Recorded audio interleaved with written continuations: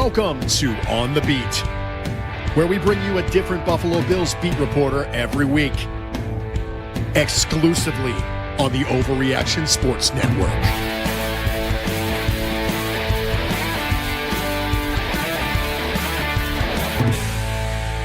Well, what is going on, everybody? Welcome everybody into this episode of On the Beat, brought to you exclusively, as Bruce Nolan just said, on the Overreaction Buffalo Sports Network, presented by FanDuel, a show where we bring you a different Buffalo Bills beat reporter every single week to talk about the topics swirling around our Buffalo Bills. And we've got some topics this week. My name is Joe Miller. You can find me on Twitter at Joe Miller Wired. Please do us a favor. Please like, please subscribe, whatever platform you are consuming this presentation on right now. Hit that like button, hit that subscribe button, send it to a friend, all that good stuff. But today I'm excited to have back with us, friend of the show at this point, WHAM 13 Rochester, 1/3 of the Buffalo Plus podcast, which is one of the best Bills content podcasts out there. Thank you. Jenna Cottrell. Jenna, how are you? I'm great. Thank you for having me on. We always have so much fun on here. So excited to talk Bills always. Always. Do you ever get, I don't know why I'm asking you this. So like I have a podcast. I've been doing a podcast since 2019. I'm not Joe Marino, but I'm not unheard of either. And it's weird because when I'm just at places and it's not a Bills event or a Bills, so if I'm at church or I'm at a restaurant or I'm at the airport and somebody runs into me and they're like, so how do you think the Bills are going to do this weekend? I literally turn into like, I don't want to talk about this right now. I feel like it's funny because, you know, I work with Mike Catalana, who is literally in the New York State Broadcasting Hall of Fame. And like the amount of times that we get stopped literally anywhere, but I'll be in Wegmans and I love talking football. I love talking the Bills. I love hearing other people's opinions, their insights, like what they think. I don't always agree with them, but I think it's such a fun thing. And truly, like, I'm not from Western New York, but I've been here now a decade. And I just feel like it's one of those things that I have so much pride in just the community and just how excited they get about sports and about the Bills. So I always feel like it's a really cool opportunity just to like talk football and just how much of like a community thing it really is here. So I think that's really cool. But no, there's sometimes where like after a long day, I'm like, wow, I've talked about football a lot. But again, we're talking sports, we're talking Bills. It's always fun. I think part of it is the misunderstanding specifically for me that I'm an introvert and everybody, because they see me here, expects that I'm automatically an extrovert. And I think there's that battle inside of my own head too, because as much as this is my voice, this is how I talk, there is a level of microphone talk. You know what I mean? So somebody's like, so Joe, how do you think the Bills are going to do this weekend? Well, let me tell you. Well, also too, it's kind of like, why does anyone care about my opinion? You know what I mean? Like, I think there's some people in this industry that are like, here's what I got to say. And because I don't really feel that way. So I'm always like, oh, you want to talk to me? You know what I mean? Like, it's one of those things but I do hear you where some people in our industry are 1,000% extroverted. I definitely usually lean more extroverted, but I know what you're saying where people just like assume and you're like, oh, okay. Like I'll try and do this. I'm good with it. I love talking to people. It just turns into I'm not sure what to do with my hands in this moment because that's why you see my hands all the time. Is because I'm like, what do I? In the sanctity of my studio, I'm very comfortable to be this guy, but like it's what happens at the tailgates too all the time. But the tailgates is kind of expected. But anyways, I digress. Let's talk a little bit about the Buffalo Bills coming off of a 23-20 loss to the New England Patriots in a game that very much, and I said this to John on the postgame show, I got a great feeling for how non-Bills fans feel playing against Josh Allen, where you think you got him. He leaks out to his right, and then you're like, they're going to catch him from behind, and then he keeps going and then throws a dart 30 yards downfield. It was something to watch, Drake May, because I don't watch him all the time. But what were your first impressions just kind of Drake May? I mean, I think I was impressed. Like, let's be real. I think I have a lot of family in New England, and last year it was the Drake maybe. It was the we'll see what he has. But I think this year with Vrabel as the head coach, having weapons around him. Obviously, Diggs a big piece of that. But you saw some of those plays where he was able to scramble and still make beautiful passes. You saw that ability to, when things go off script, to still create. And you're right. There was that moment on the third down where I'm like, that was very Josh Allen. Like, it was Allen-esque what Drake May was able to do. And I think going into this season, I looked at the Patriots and I said, hey, they have some pieces, but it's going to be a rebuilding situation.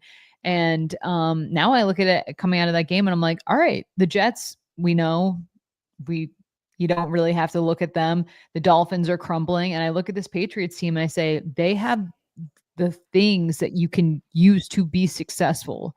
Now it's still early in their build, but I do think that, that's someone in the division you're going to have circled, because I think that they showed even on Sunday that like they're young, but they can put it together and they have talent.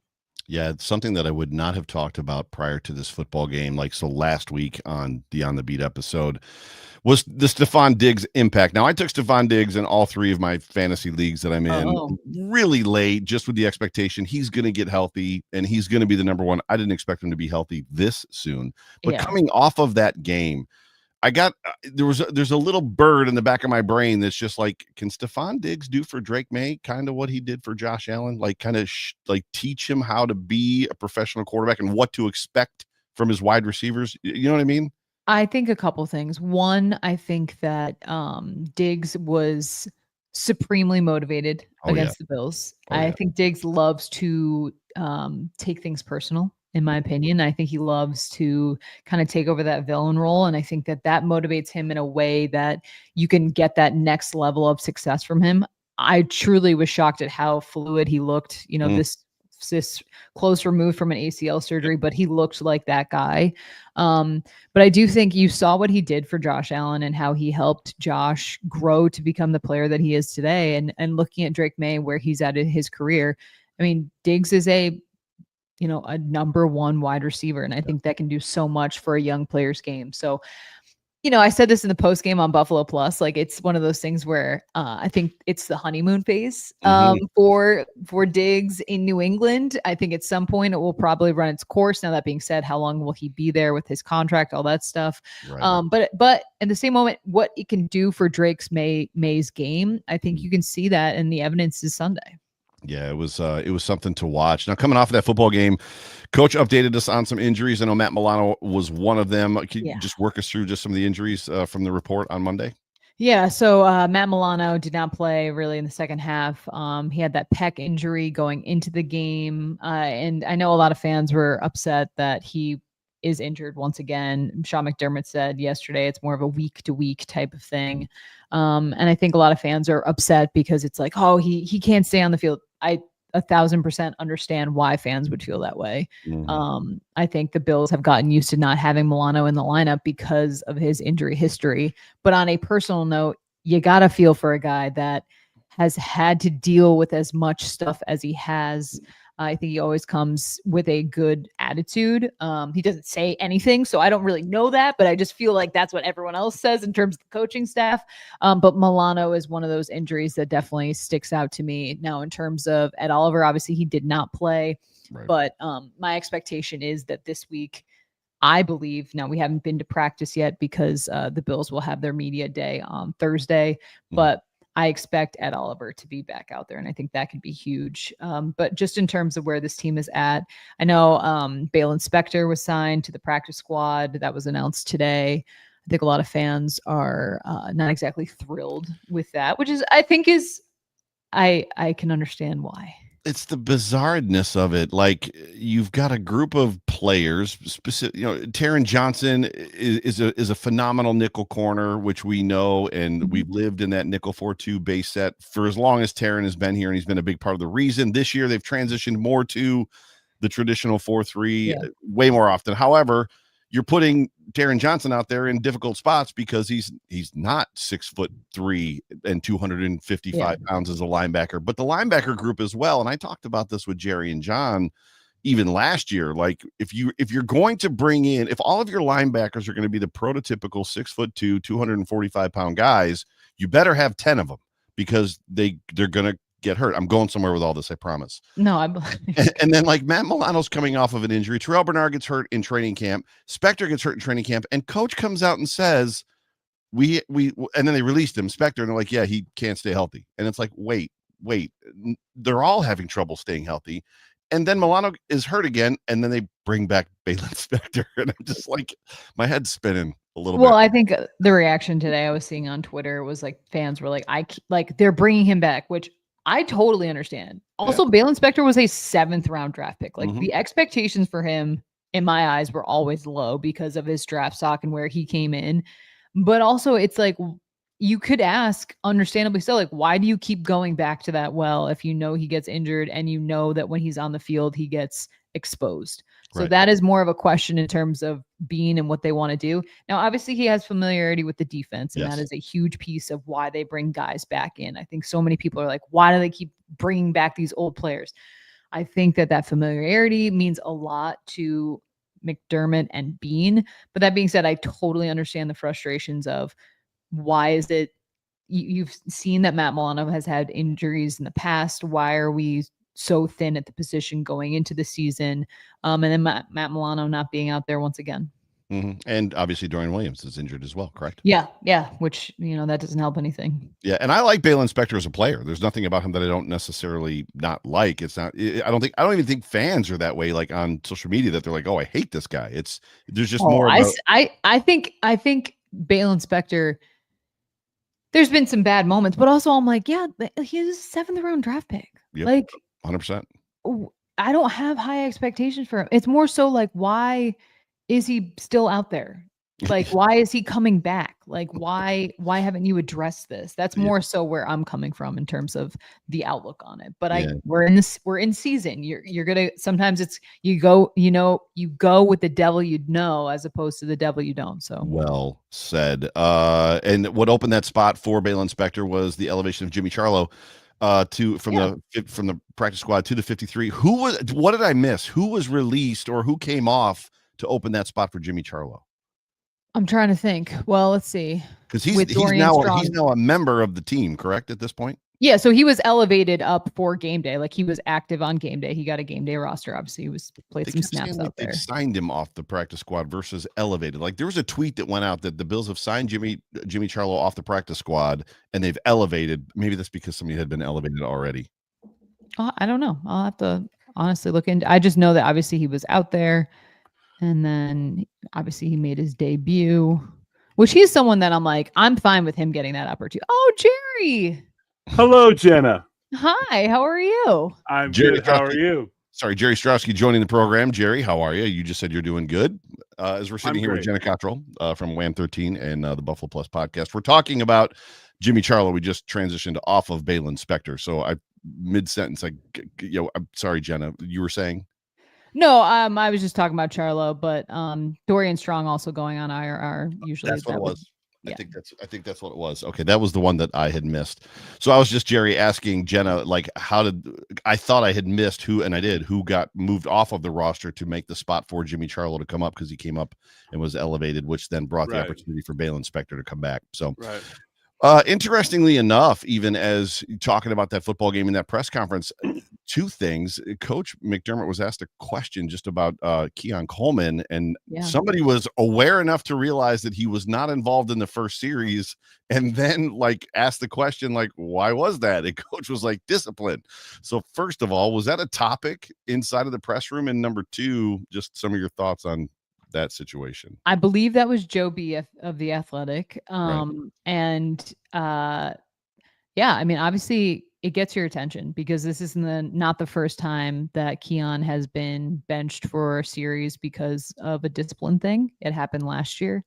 And I think that we've heard so much in this offseason about Keon doing the right things. And heading into this year, it was glowing reviews about how he's worked on his game, like he's growing up as a person, like on the field, off the field, all those glowing things that we heard. And it does put in your head, like, okay, was he late to a meeting? Was it this? Was it that?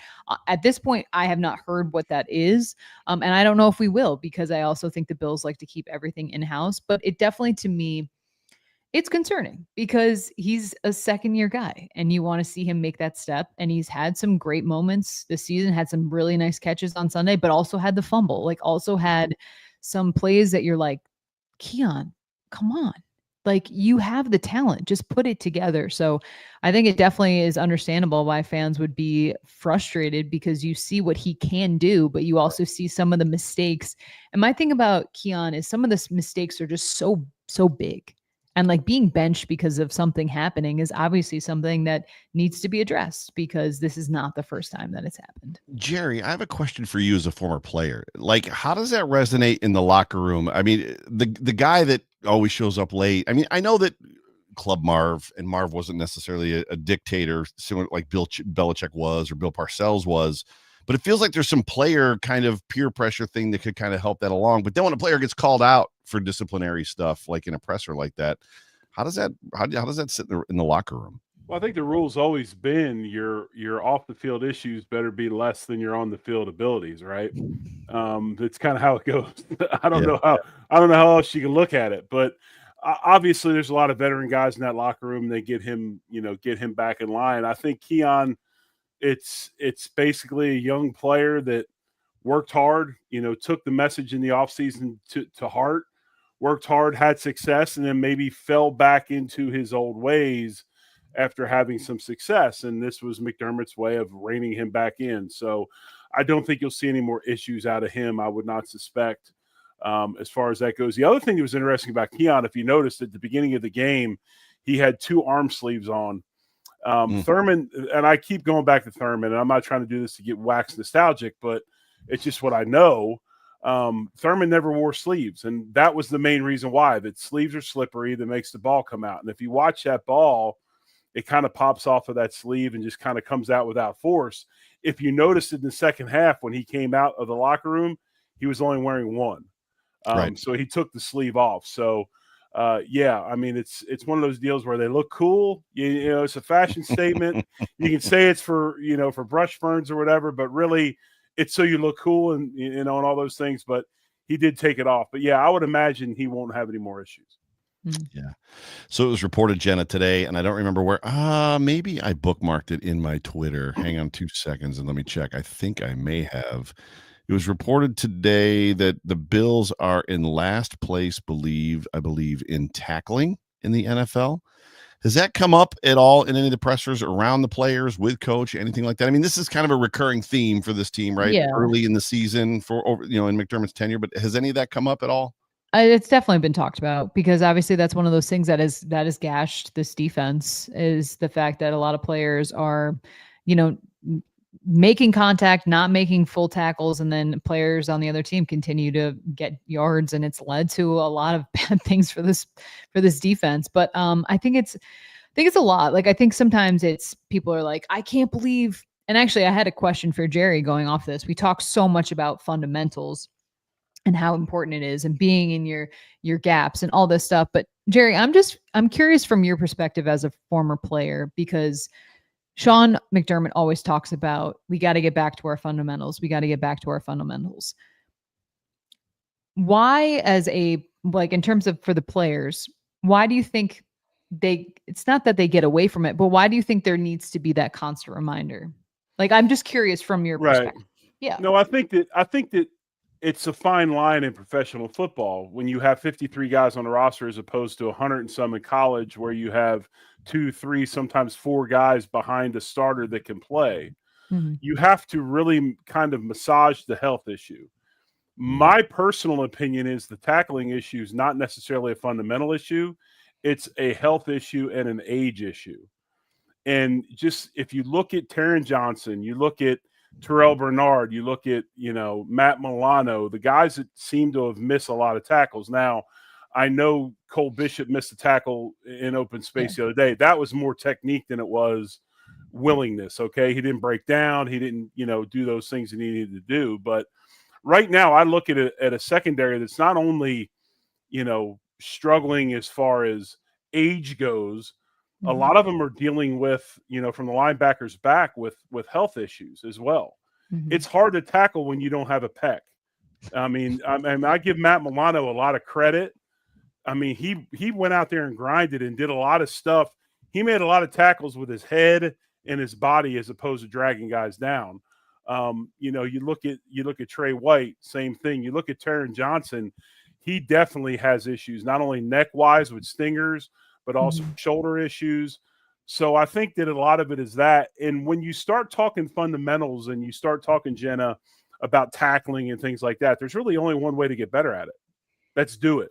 Yeah. You know, let's line up, you know, goods against good and in practice and do it. Well, we're trying to massage a football team that's got injury issues. It's hard to go good against good in the middle of the season. So, you know, I had a person ask me the other day about it and, you know, went to, you know, use the excuse that practices are too soft. Guys, when Marv coached, we were off the field in an hour and 40 minutes. There was no softer practice when Marv coached the team because his theory was if you're not fresh, you can't play on Sunday. So, you know, it's a fine line. But right now, I think our tackling issues have to do with age and have to do with injury. And then there's some guys that maybe, Jenna, you can talk about this maybe or not, but you get a contract, you get a kid, maybe your business decisions are a little bit different than they used to be. I don't know. I mean, I'm not saying that, but I'm saying that. So you have to kind of keep all those things in mind when you talk about this topic. I have one more follow-up just because I'm honestly fascinated from the perspective of a player because it's just one of those things.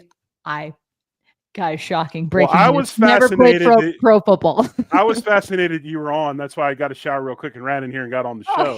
You're sweet. I appreciate that. But please, no, go but ahead. when you hear fans that are very critical of Sean McDermott and how is this defense so bad and all this stuff, like what goes through your head? Because you also have, you know, what's behind the curtain as well in terms of that.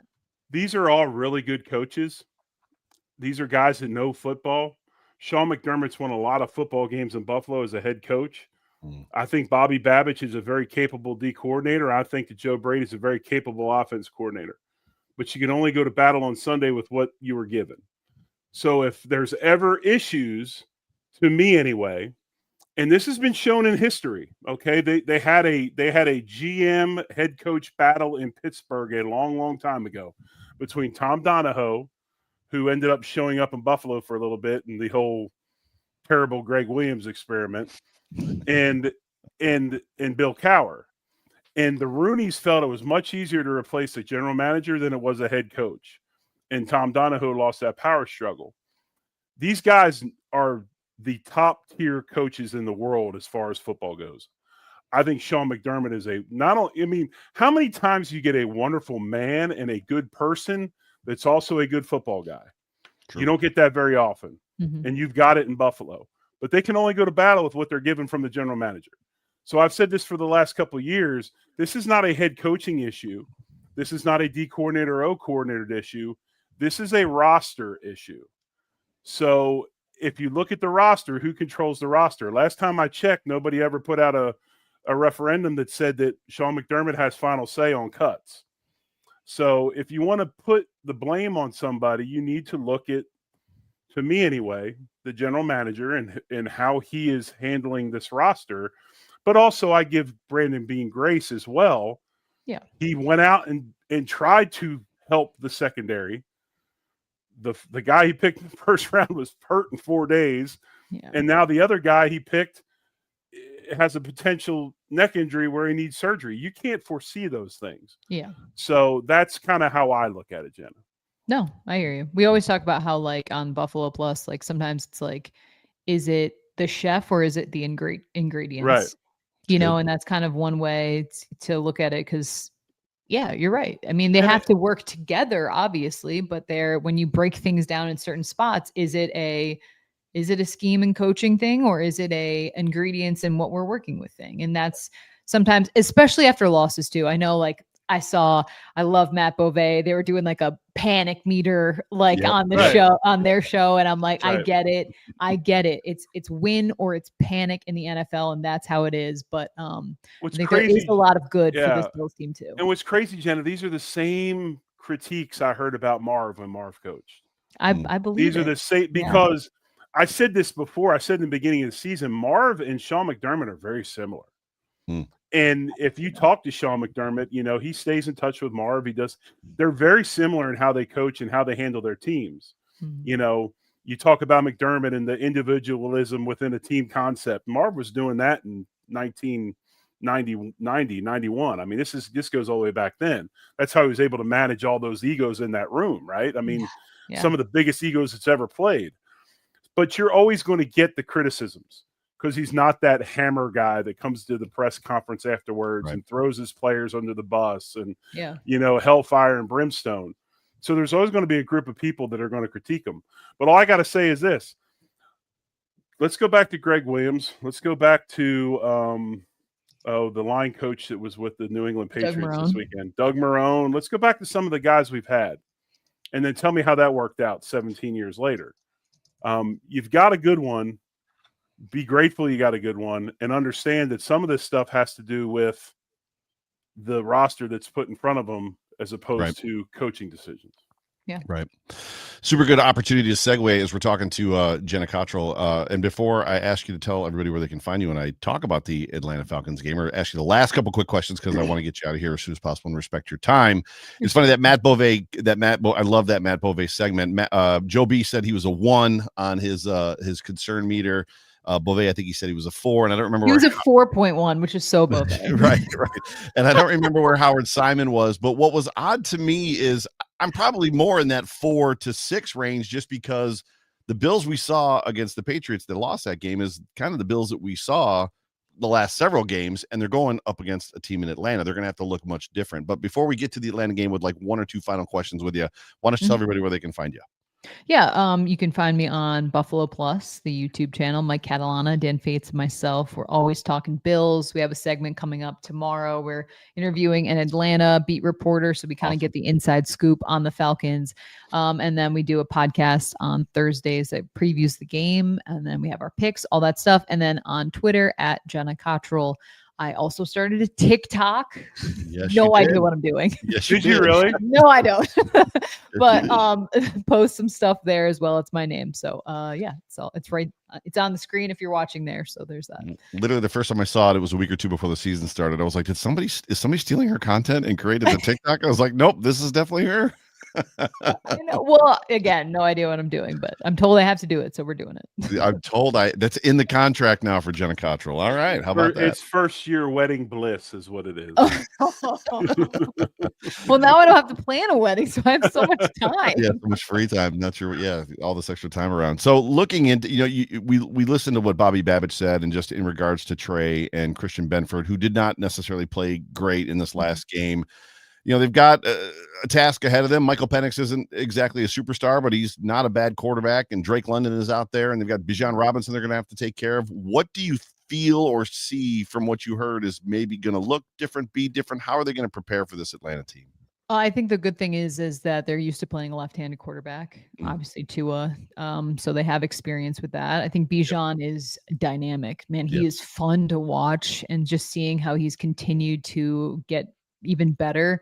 I think that's going to be a big challenge for the Bills. And that's obviously not some of their strong suits, but then you talk about Drake London, obviously another really talented guy. And so for the Bills, I think the good thing is I was worried about this Falcons game if the Bills won this Patriots game, because I felt like it could have been a letdown spot. But I think by the fact of Buffalo losing against the Patriots, I've said in the past that sometimes the Bills like to play with their food, but a loss at home to a divisional rival gets your attention, and it gets your focus, and it motivates you in a way that I know sometimes it's like, these are professionals, and the season can be a grind, but I think there's a standard that the Bills have that was obviously not up to their par on Sunday. So I think they want to wipe that from them. And also it's the bye week after that. So they don't want to sit with back-to-back losses. And I think that will be motivating for them. I have confidence in this team. I do believe personally that Ed Oliver will be back as well. So I think that could be a big boost for this defense. But I have faith that while it's a better team,